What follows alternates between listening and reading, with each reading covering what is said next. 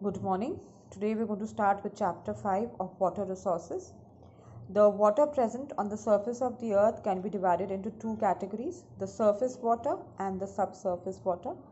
Surface water is any amount of water which is present on the surface of the earth. It includes rivers, lakes, ponds, seas and oceans. Now since this water, a lot of garbage gets added to it, a lot of soil erosion also happens, therefore this water becomes impure and polluted. Subsurface water is the underground water which is present deep inside the surface of the earth, and generally this water which is present under the surface of the earth is pure and unpolluted. We all know that water is the ultimate source of life, but looking at the present industrialization and increasing population, the entire balance is getting disturbed. More and more water is getting polluted, and therefore conservation becomes very imperative and essential. Now, the reasons why we need to conserve the water: the over exploitation of the underground water. That means whatever underground water we have in right now, we are over exploiting it. We are utilizing more and more from the under the surface of the earth, and we are not recharging it. Therefore, it is called as over exploitation of the underground water. Second is rivers are getting polluted. So when the rivers are getting polluted, automatically we are not getting pure water for various purposes. Then excessive irrigation is required because the population is increasing. Therefore, we need more food, and when we need more food, we need more irrigation. We know that we have seasonal rainfall in India, and therefore some crops need more water and some need water at the time when the rainfall is not present. So we need to have water to provide it to these crops. And then, of course, industries need more water. Now, how do we conserve water? There are no different ways of conserving water. The only way we can conserve water is by afforestation and rainwater harvesting. As much trees as we plant, there will be more rain because of transpiration. Areas will not get flooded, soil will not get eroded, and therefore the rivers, the lakes, the ponds, the seas and the oceans will not have impure water. And second is rainwater harvesting. What is rainwater harvesting? When we store the rainwater for our future use, that is called as rainwater harvesting. Now, how do we store the rainwater? We can use storage tanks, or helping the water to seep inside and get added to the underground water is how we are going to rain harvest. Now, supposing at a rooftop you get a pipe made, that is rooftop rainwater harvesting. You collect the water which falls on your roof of every house, and through a pipe drain it deep inside the surface of the earth. If we are draining it deep inside the surface of the earth, one, the water is not running on the ground causing waterlogging, it is not getting polluted, plus it is getting added to the groundwater.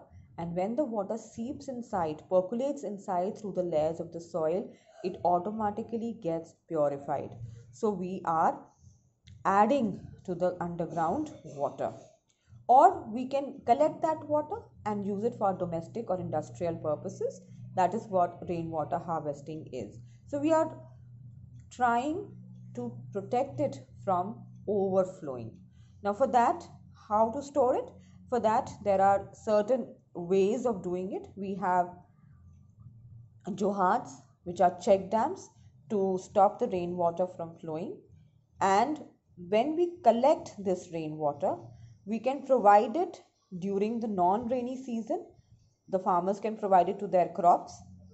We can protect the water to become polluted by flowing into the drains. We can improve the quality of groundwater, and it also adds to the quantity. That means it recharges the groundwater. Now, these are the ways how we can store the water.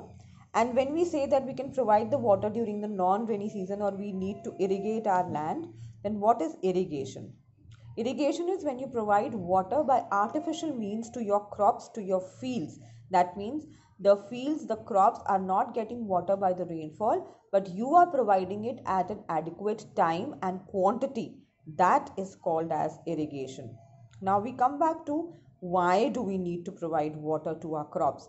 Again, the same point that we receive seasonal rainfall. We cannot depend upon our rainfall for the crops because it is uncertain, it is unevenly distributed, and therefore we cannot depend on the rainfall to give water to all our crops at all times. Plus, India has gone through green revolution where we apply a lot of fertilizers and manures to our crops so that the yield becomes more. And when fertilizers and manures are added, the amount of water required by the plants also increases. Plus, India has a very hot climate in most of the parts of the country, and therefore, because of evaporation, the water dries up very, very fast, and therefore, we need to provide irrigation to our fields. Now, the means of irrigation in India which are being followed is canals, wells, and tanks. First, we'll take up canals. Canals are of two types, inundation and perennial. Inundation canals will only provide us water when the water level of the river rises during the rainy season when the river comes into floods. But perennial canals will have water throughout the year. So what are the advantages? They can provide water throughout the year and large areas can be benefited. Plus, inundation canal also helps us in controlling the floods. But then what are the disadvantages? One, it is very, very expensive. Two, construction of canal occupies a very large area which otherwise could have been used for cultivation and thereby meeting the demands of ever growing requirement of the crop. Then sometimes waterlogging happens because the farmers have no control over the flow of water in the canals. So sometimes waterlogging happens in the land and then land becomes infertile because a lot of salt gets deposited in the soil, leading to salt effervescence, which makes land unsuitable for farming. So we have advantages, we also have disadvantages.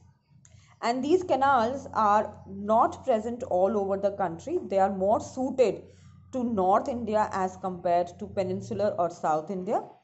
Because in North India, we have soft soil and the canals are easy to dig.